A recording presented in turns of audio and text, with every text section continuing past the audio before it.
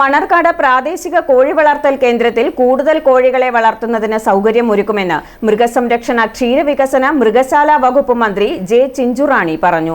ശാസ്ത്രീയ രീതിയിൽ വളർത്തിയ മുട്ടക്കോഴി കുഞ്ഞുങ്ങളുടെ വിതരണം നടപ്പാക്കുന്ന ഗ്രാമസമൃദ്ധി പദ്ധതിയുടെ ഉദ്ഘാടനവും ജൈവ സുരക്ഷ ശക്തിപ്പെടുത്തുന്നതിന്റെ ഭാഗമായി ജില്ലാ പഞ്ചായത്തിൽ നിന്ന് 25 ലക്ഷം രൂപ വിനിയോഗിച്ച് നടപ്പിലാക്കിയ വിവിധ പദ്ധതികളുടെ ഉദ്ഘാടനവും നിർവഹിക്കുകയായിരുന്നു മന്ത്രി.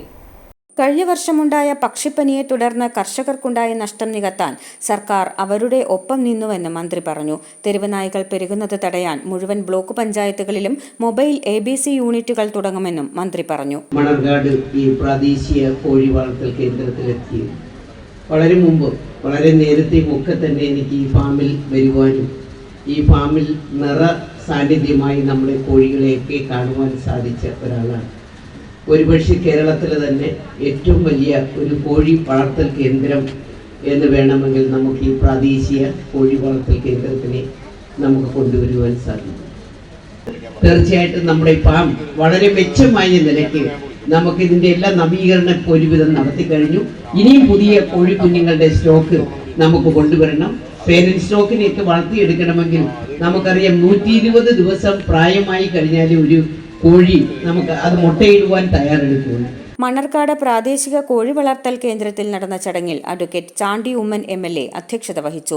ജില്ലാ panchayat president Hemalatha Premsagar, vice president Jose Puthenkala, സ്ഥിരം സമിതി അധ്യക്ഷരായ മഞ്ജു സുജിത്, PM മാത്യു, ജില്ലാ പഞ്ചായത്ത് അംഗങ്ങളായ റജി M ഫിലിപ്പോസ്, നിബു ജോൺ, മണർക്കാട് ഗ്രാമപഞ്ചായത്ത് president KC Biju, block panchayat അംഗം പ്രേമ, ഗ്രാമപഞ്ചായത്ത് അംഗം രജിത അനീഷ്, ജില്ലാ മൃഗസംരക്ഷണ officer doctor PK Manoj Kumar, ജില്ലാ മൃഗസംരക്ഷണ deputy director doctor Mathew Philip, ജില്ലാ panchayat secretary PS Shino, chief veterinary officer doctor V Suja, assistant director doctor Joshi George എന്നിവർ പങ്കെടുത്തു.